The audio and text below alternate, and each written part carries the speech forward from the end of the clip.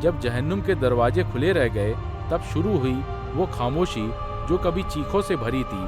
कोई नहीं जानता था कि ये खालीपन क्या मतलब रखता है। रक्षकों की आंखों में घबराहट थी, उनका उद्देश्य खत्म हो चुका था।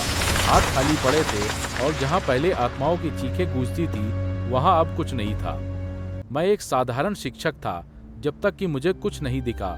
हवा में एक हल्की छाया, कोई मुझे देख रहा था। पहली बार किसी ने मुझे देखा था।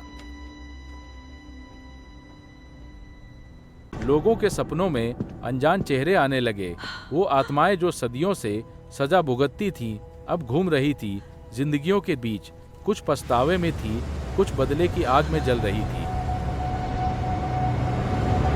मैंने एक औरत की आत्मा को देखा। वो अपने खोए हुए घर के सामने खड़ी थी, पर कोई नहीं आता था।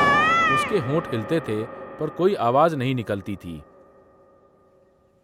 और एक आदमी, सूरज, उसकी मुट्ठियां भरी थी गुस्से से।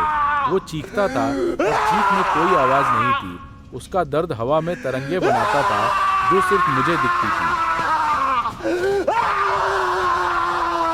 मैं अकेला था, आत्माओं से घिरा। कुछ पीले थे, कुछ काले, कुछ सफेद। वो सब मुझसे कुछ कहना चाहते थे। एक आत्मा तुम मदद फुसफुसाई, कर सकते हो। तुम मदद कर सकते हो।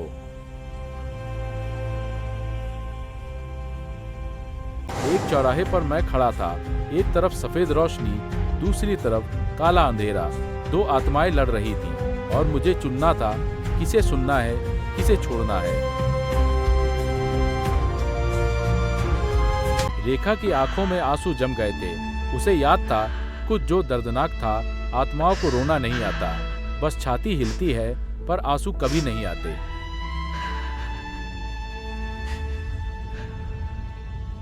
मैं खाली रास्ते पर खड़ा था। आत्माएं गईं, खामोशी रही। पर इस खामोशी में कोई नई शुरुआत छुपी थी। वो खामोशी जो ब्रह्मांड की सबसे गहरी थी।